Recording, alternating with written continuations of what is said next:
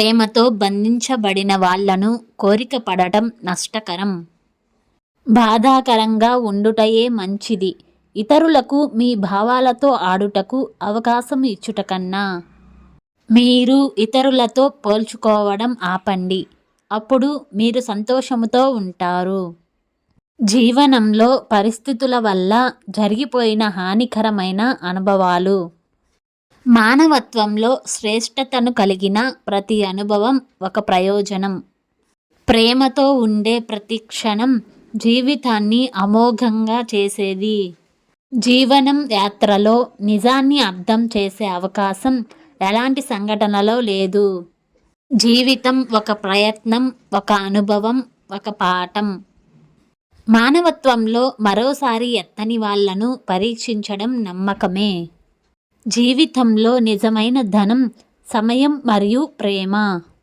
నీకు కావలసిన దానికోసం శ్రమించకుండా పోగొట్టుకున్న దాని గురించి ఏడవటం మూర్ఖత్వం అవుతుంది. జరిగిన దాన్ని గురించి ఎప్పుడూ చింతించకు. ఎందుకంటే మనకు జరిగే మంచి మనకు ఆనందాన్ని ఇస్తే, జరిగిన చెడు అనుభవాన్ని ఇస్తుంది. నీవు ఎప్పుడూ పొందనిది నీకు కావాలంటే నీవు ఎప్పుడూ చేయని కృషి చేయాలి. ప్రేమతో ఉండే ప్రతి సంవాదం ఒక అనుభవంగా ఉండాలి. జీవనంలో పరిస్థితిని గుర్తించి వాళ్ళను అంగీకరించి మరియు ముందుకు పోవడం నమ్మకమే. ఆత్మహత్య చేయడం, సమయం నష్టం, అదేనైనా ఆలోచన చేయండి. ఎక్కువగా నమ్మటం, ఎక్కువగా ప్రేమించటం, ఎక్కువగా ఆశించటం ఫలితంగా వచ్చే బాధ కూడా ఎక్కువగానే ఉంటుంది. కాలం నువ్వు కలిసే వ్యక్తులను నిర్ణయిస్తుంది. హృదయం మీరు కోరే వ్యక్తులను నిర్ణయిస్తుంది. మీ ప్రవర్తన మీతో ఉండే వారిని నిర్ణయిస్తుంది. పదే పదే పరాజయాలు ఎదురైనా ఉత్సాహాన్ని కోల్పోకపోవడమే విజయం.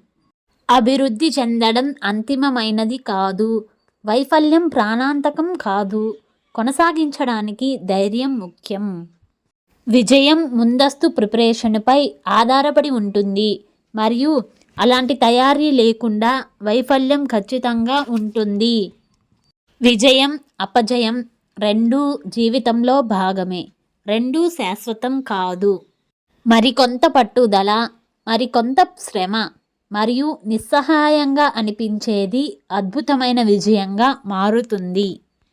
జీవితంలో ఆనందాన్ని అందించే ఒక తలుపు మూసుకుంటే మరో తలుపు తెరుచుకుంటుంది. కానీ మనం మాత్రం ఆ మూసిన తలుపు వైపే చూస్తూ మన కోసం తెరచిన తలుపులను చూడకుండా వదిలేస్తాం. మీరు జీవితంలో ఏమి చేస్తున్నారో, ఎక్కడికి వెళతారో తెలుసుకుంటే చాలా ఆసక్తికరముగా జీవితం. జీవితం అంటే నిన్ను నువ్వు చూసుకోవటం కాదు, నిన్ను నువ్వు రూపుదిద్దుకోవటం. మతం భయాన్ని జయిస్తుంది. అది అపజయానికి, మరణానికి కూడా విరుగుడు మందు. మన అవసరాలు ఎంత తగ్గితే దేవుడికి మనం అంత చేరువ అవుతాము. మన కర్తవ్యాన్ని ఉపేక్షిస్తే మనమే స్వయంగా నష్టపోతాము. మన దురదృష్టాలకు మూల కారణం ఇతరులలో తప్పులు వెదకడం. మనలోని తప్పులను తెలుసుకోగలిగితే అనేక సుగుణాల ద్వారాలు తెరుచుకుంటాయి. మన మాటలు చెప్పేదానికన్నా మన జీవితం చెప్పేది ఉత్తమమైనది. మనం అభ్యుదయాన్ని పొందాలంటే చరిత్ర తిరిగి రానివ్వకుండా కొత్త చరిత్రను సృష్టించాలి. మనం ఇతరులలో లోపాన్ని ఎత్తి చూపే ముందు మనలో ఆ లోపం ఉండకుండా చూసుకోవాలి. మనం ఎంత ఎక్కువ కృషి చేస్తే అంత ఎక్కువగా అదృష్టం మనల్ని వరిస్తుంది. మనం ఎంత చదివితే మన అజ్ఞానం అంత బయటపడుతుంది. మనం ఏ పని చేసినా సర్వశక్తులను, మనస్సును దానిపై స్థిరంగా కేంద్రీకరించినప్పుడే ఆ పనిని సక్రమంగా చేయగలుగుతాము. మనం చదివినదంతా మరచిపోయినప్పుడు చదువే వెనుక నుండి మనల్ని బలపరిచేందుకు మిగులుతుంది. మనం చేసే పనిని ఎవ్వరూ విమర్శించకుండా ఉండేలా చేయాలంటే ఆ పనిని ఎన్నటికీ చేయలేము.